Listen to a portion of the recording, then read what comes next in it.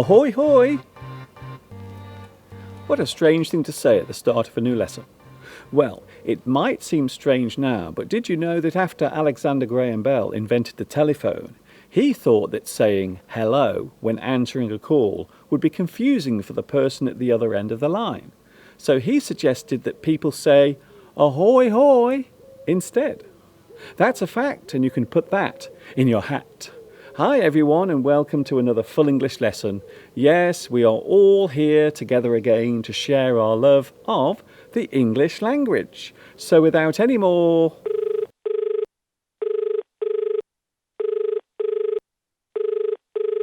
hanging on the line, let's get on with today's full English lesson, which will start around about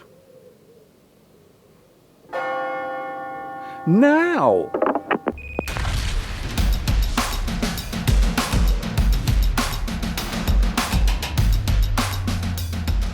A man goes to the doctor. He says, "Doctor, doctor, I feel like a pair of curtains." And the doctor replies, "Oh, pull yourself together."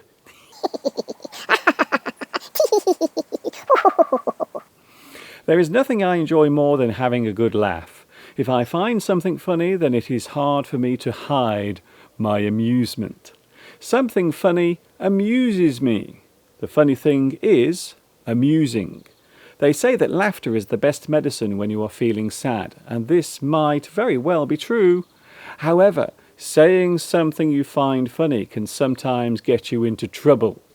Sometimes making a joke about something can get you into hot water. There are many words relating to jokes and humour, such as comedy, which defines anything done for the amusement of others. A comedy act will perform something funny. Then there is clowning or clowning around, which describes the act of not being serious. You are playing for laughs. You are clowning around. A carnival performer who acts in a ludicrous way for the amusement of an audience is a clown. We might describe a person who always acts the fool and never takes anything seriously as a clown. He always disrupts my lessons by acting the clown in class. We wasted a whole day clowning around with party balloons. Another word relating to humour is comedian, which is a person who tells amusing stories and jokes for a living. Then there is a comedienne, which is the term used to describe a female comedian. Although these days the word comedian is often used for both male and female comedy performers. A joke is a story with a humorous ending. The funny part of a joke is called the punchline or tagline. It is the climax of a joke or story. Another word that can be used to mean joke is gag. You tell a gag. You stand up and tell gags. A person who stands on a stage to tell jokes is called a stand-up comedian. They perform stand-up comedy. Their act is called a routine, which is a carefully rehearsed comedy performance. I saw one of the funniest comedy routines ever last night. I'm off to the comedy club tonight to see some new routines. If a group of people are performing a short funny play with a humorous story, then this is called a sketch. If someone is making a joke about a famous person or a well-known organisation, such as the government, then this is called satire, lampooning, spoofing, or sending up. A well-known celebrity or politician might be on the receiving end of a satirical sketch. The comedy performers are poking fun at the well-known person. To perform a humorous version of something serious can be described as a spoof. The movie This Is Spinal Tap is a spoof of the rock music industry. Then there is tongue-in-cheek humour, which makes fun of something in an ironic or insincere way. The thing being watched seems to have a serious tone, but it is not to be taken seriously. It is all done tongue in cheek. It would be fair to say that a joke which is funny to one person might not be funny to another. It might even be considered by some to be offensive. Each one of us has a slightly different feeling when we hear the same joke being performed. It all depends on what is being said and who is saying it. I can't believe you find Doug Stanhope funny. He is so rude. I don't understand why you dislike Doug Stanhope so much. He is hilarious. This is what we call our sense of humour. Some people will laugh at anything, whilst others will hardly ever laugh at all. It is yet another fascinating piece of the human emotion puzzle that makes us all the individuals we are.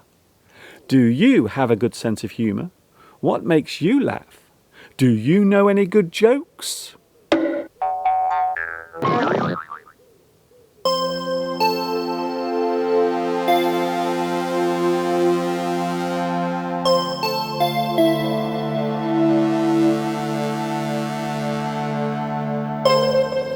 Here's an interesting English phrase that you might hear used from time to time, especially in a situation where authority and responsibility is being discussed. The phrase is pass the buck. To pass the buck means to place responsibility for a mistake or misjudgment onto someone other than you. You try to cover your own error by placing the blame on another person. To avoid doing something by passing the task onto someone else is to pass the buck. You avoid responsibility for your own bad judgment and laziness. The action can be described as shirking your responsibility.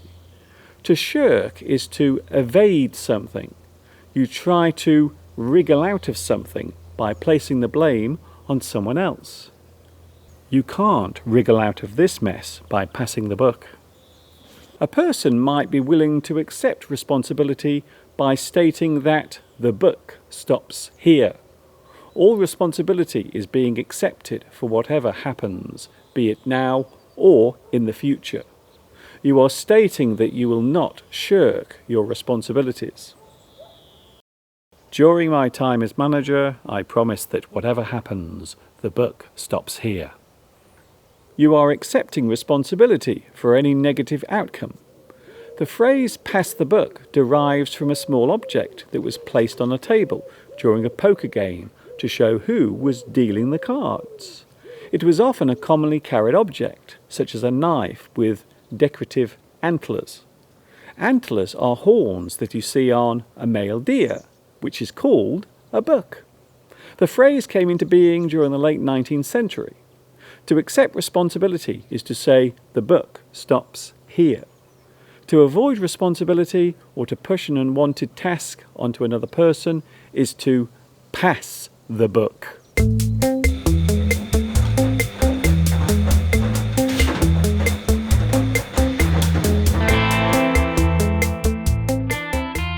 Whilst we are on the subject of animal idioms, here is another interesting phrase that is often used in a situation where blame is being pushed onto someone else. The word is scapegoat. A scapegoat is a noun that means to be blamed for the wrongdoing of another person. The blame is being put on that person unfairly. They are being made a scapegoat. In a situation where time is limited, a person might be blamed so as to save time. It is convenient to blame that person. They are the scapegoat. The accident investigators need a scapegoat for the cause of the crash. I will not be your scapegoat, however convenient it might be. As a verb, you can scapegoat someone by actively placing the blame on them. The person blamed has been scapegoated. The word scapegoat relates to the biblical fable of the sins of the people being cast into a goat, which was then forced away into the wilderness. The word itself comes from the archaic use of scape, which means escape. You might say that passing the buck and being used as a scapegoat are similar in both action and meaning.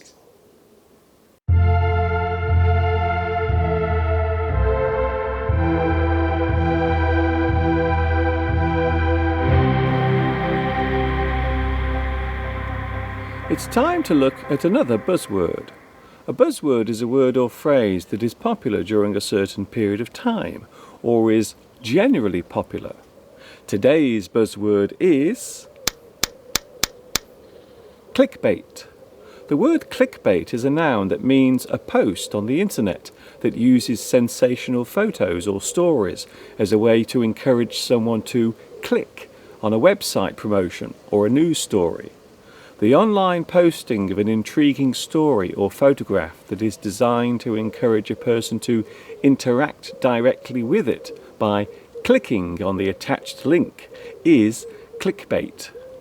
A typical clickbait link will often use false information or a misleading photograph to lure a person into clicking on it with their mouse. The item often involves a story about a celebrity or an outrageous event or occurrence. The person clicking cannot resist finding out what the story is about. More often than not, the link will take them to a page of advertisements, or worse still, a web page containing a computer virus. It would be fair to say that clickbait is very prevalent nowadays on the internet. Whatever you do, don't click on that link. It's just clickbait. Nowadays, clickbait appears on all corners of the web, from news alerts on major websites such as Yahoo, to the very videos appearing right here on YouTube. Clickbait uses overblown statements and hyperbole to persuade web users to click on their links. However, as time goes on, it would appear that people are becoming wiser to this online scourge and are able to spot the fake links more easily. Have you ever encountered clickbait on the internet? What was the consequence?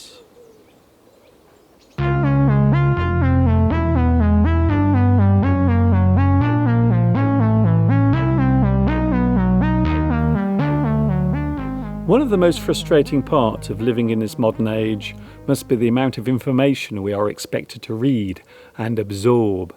To make matters worse, sometimes this information is written in such a confusing way that it becomes unintelligible. The words used are incomprehensible and perplexing. It is hard to grasp what is being explained to you. We call this type of information jargon. The word jargon means a specific type of terminology that relates to a certain subject.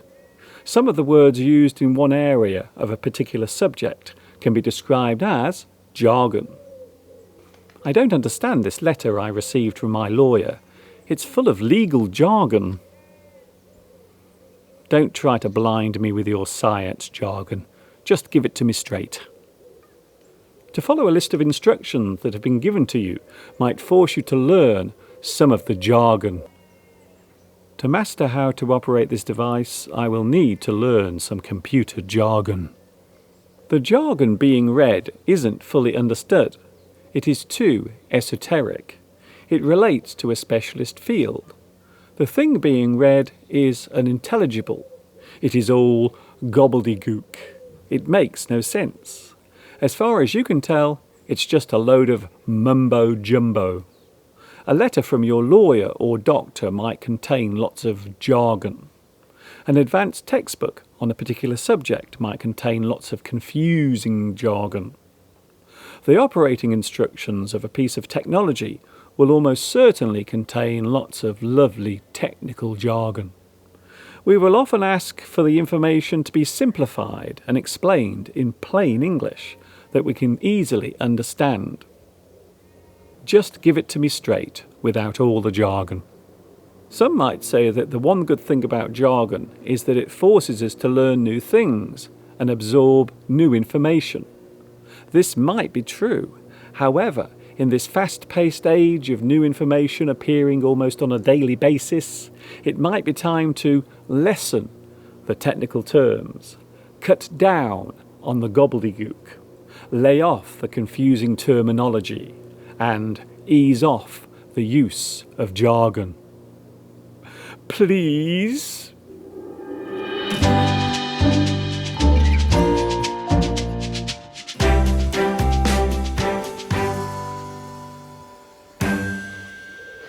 They say all good things must come to an end.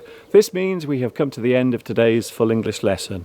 But don't cry, dry that eye, because I will be back very soon with another lesson. Don't forget to hit that subscribe button and activate the notifications so you'll never miss another one of my lessons, be they live or recorded. This is Mr. Duncan in the birthplace of English, wishing you well, and all that remains for me to say is... ta-ta for now.